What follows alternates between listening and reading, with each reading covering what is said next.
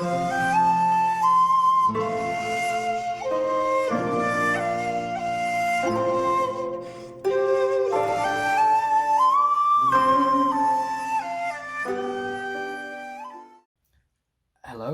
and welcome to Karate Time.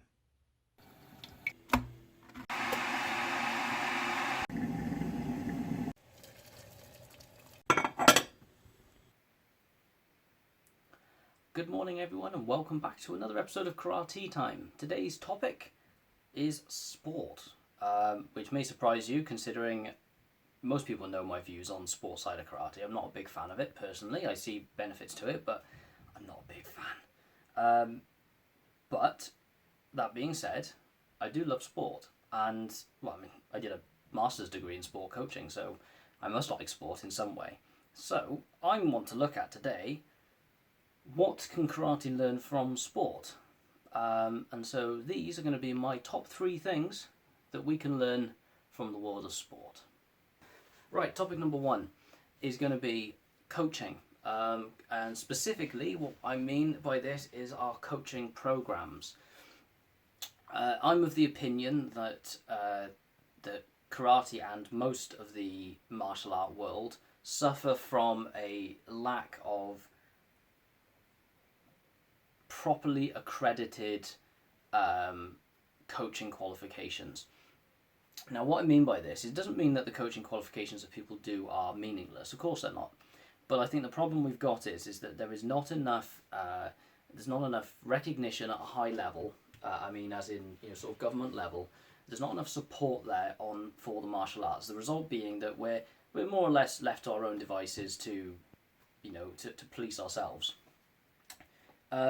Which has its benefits. It gives us a lot of freedom and of what we can do and what we can experiment with. However, what it does mean is that I don't think there's enough checks and balances over the coaching programs. It's very easy to assume when someone hits a black belt level that they are suitable and have the knowledge to coach, which is absolutely not the case. The world of sport has proved that a high level player doesn't necessarily make a very good coach or manager. There are exceptions, of course, but it doesn't immediately equate to a good coach or a good instructor just because they can play at a high level. And it's the same in karate. We put a lot of assumptions based on the belt that someone's wearing as to what they are capable of. And I often make a distinction between the black belt performer and the black belt coach. They're not mutually exclusive things, but you can be one or the other. Typically, you should have someone can be a black belt, player, as it were, someone who is just a good practitioner. But if you're a good coach, you should also be a good practitioner. It should be both. But there's a different skill set in coaching. Now, what I think we should be looking at is a UK-wide agreed program for coaching. It's probably never going to happen, but I can still dream. But if that's the case, there needs to be a more robust program of coaching. It can't be assumed that people can teach. Now, we often say we don't want people to suck eggs, but the way I look at it is if you want to be an approved coach with an accredited, recognised qualification, then you have to go through the hoops. Now, we always say that when you're going up to your black belts and so on, there's a number of hoops that you've got to get to, and if it's worth doing, it's worth working hard at. So that should be the same for our coaching programs. If we have to do a workbook to prove that we can write lesson plans. Now, just because when you get into the world of coaching you may not write a lesson plan, doesn't mean it's not a valuable exercise. You can prove that you can write coaching lesson plans, prove that you understand health and safety checks. There should be basic knowledge of things like anatomy and physiology taught. This could all be done pretty much over a weekend for a basic course, and probably a week for a more comprehensive one, if that. there should be an element of perhaps bundling things like the first aid qualification as part of your coaching. But what we need is a way of having, no matter what martial art you're going in for, the specifics of your practice don't necessarily matter. What matters is that you can understand how to run a club, how to teach people, how to motivate people. So motivation and learning styles, dealing with things like people who are less able or disabled. You want to look at almost the social care element of students as well, and how to recognise signs and things like that. So there's a lot more to it than just the physical coaching, the physical practice of the martial art.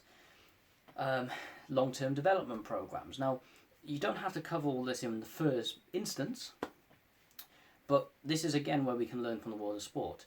Continuous professional development, CPD. There should be coach education pathways. So you start off as a level 1 coach, and then you have to demonstrate and prove and be assessed to get that qualification. And then you can look at your level 2 coaching and then your level 3 coaching. Now, we do have levels, but I feel that they could be far stronger and a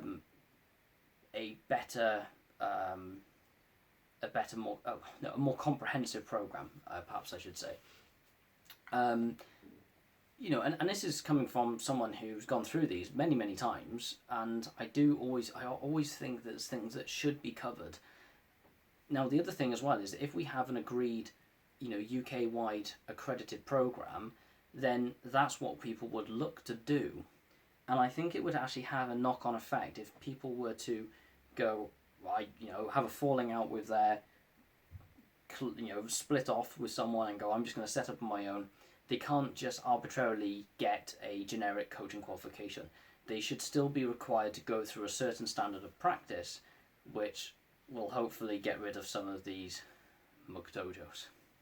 Oh, incidentally, I'm definitely firmly establishing YouTube, because the other week I had my first ever dislike on my channel, and it was on the McDojo video. So I think a McDojo student watched it. So, yes. Point number 2. Second thing we can learn from sport. This is, I think, absolutely essential.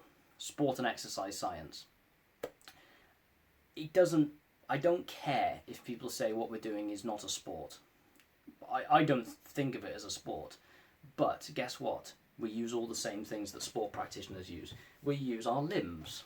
We use our muscles. We use every part of our body for what we're doing. Therefore, I think it is essential, going back to the coaching program, that people understand, that coaches understand, a basic level of anatomy, physiology, and exercise science. Okay, small amounts of strength and conditioning, cardio work, HIIT training, all these sort of things. Now, it doesn't mean we're going to become exercise instructors. We're not. However, you point out one instructor to me that has never done a high intensity session to try and get people to sweat. And I think it's important that every single one of us should know why we're doing it, how to structure it, what we're looking for, what we're trying to achieve is always the important thing. It's all well and good saying we're going to make people sweat, but why? There's got to be a purpose. I've just finished a 20-minute HIIT session, karate themed HIIT session with some guys on Zoom. And I planned it, I made sure we worked different muscle groups, and I'm not an expert in this area at all, but I have enough knowledge to know what to do and what not to do. And I've got that little bit of knowledge that's enough for me to go away and research a little bit more. I know what routes I want to look down. And I think this is important because there's a lot of clubs out there that advertise their karate classes on certain days, and they advertise things like, Karate Fit and Karate Boot Camp and all this sort of stuff. Yeah, that's fine. But every other professional that goes through that has to go through a program of learning and proof of that they can do it. PT training, some people go do university level HNDs, HNCs, or whatever it is. Why should we be any exception? And I just think it's important. But that's not just on that front. I think we should be able to explain this to students, why we do, like biomechanics, why we do kicks or techniques in certain ways to prevent harm to the practitioner. And it's a basic knowledge in most sport programs and most sports. That when you get to a decent enough level, these things will be taught or explained to you. So that's my point number 2. Okay, point number 3. I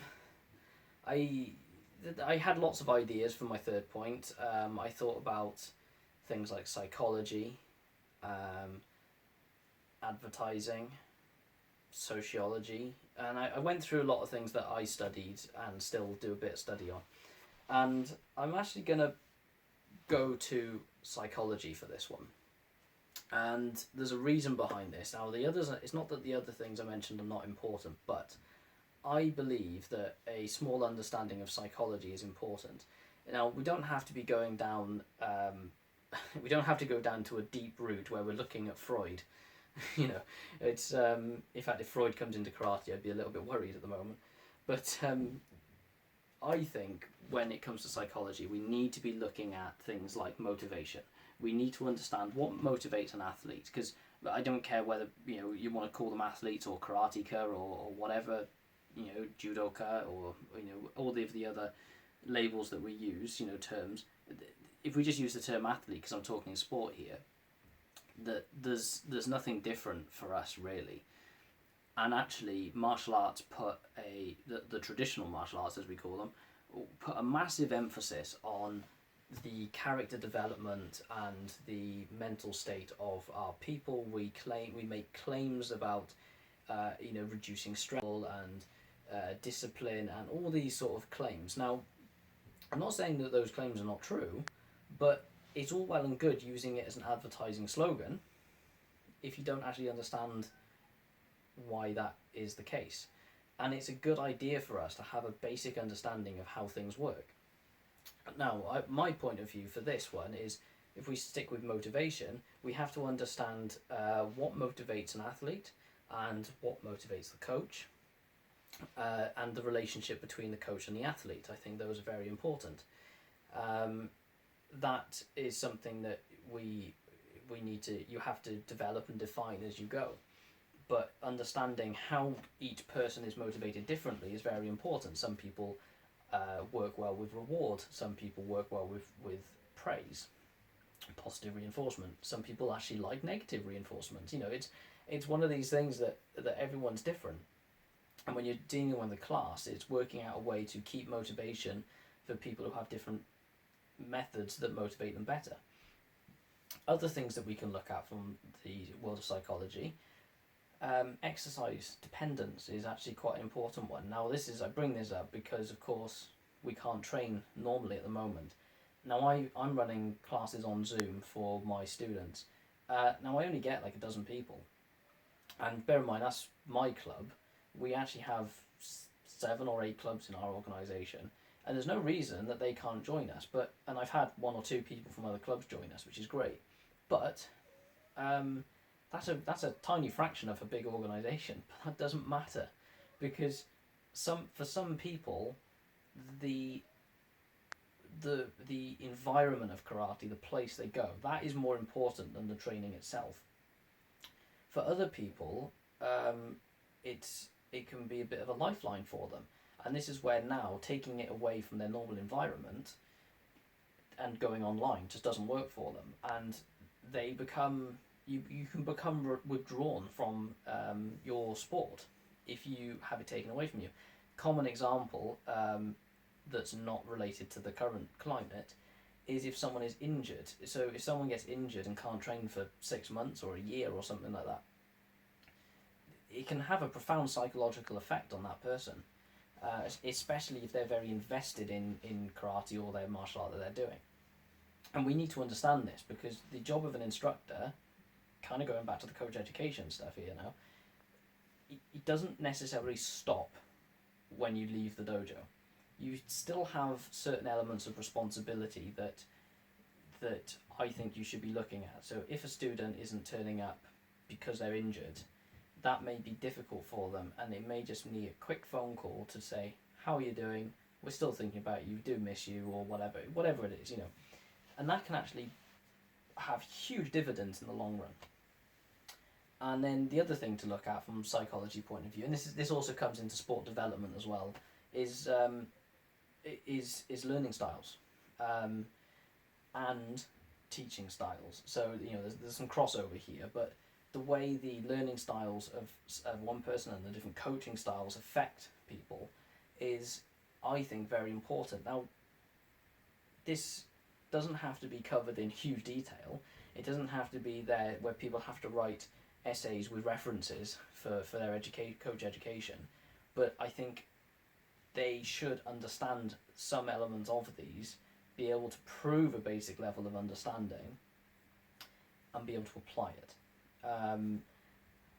Yeah, and that's basically the three things I think that martial artists can learn from sport, and pretty much all of it comes back to coach education. We've got to have, I think, more robust coach education programs and pathways as well. Pathways from grassroots up to high level coaching. And that's where I'm going to leave it today. That's my thoughts. That's my two pennies, as it were. Please leave your comments. I'd be interested to know what you think. And other than that, enjoy your cuppa if you've got one. And I'll see you all next time. Take care, folks. Bye.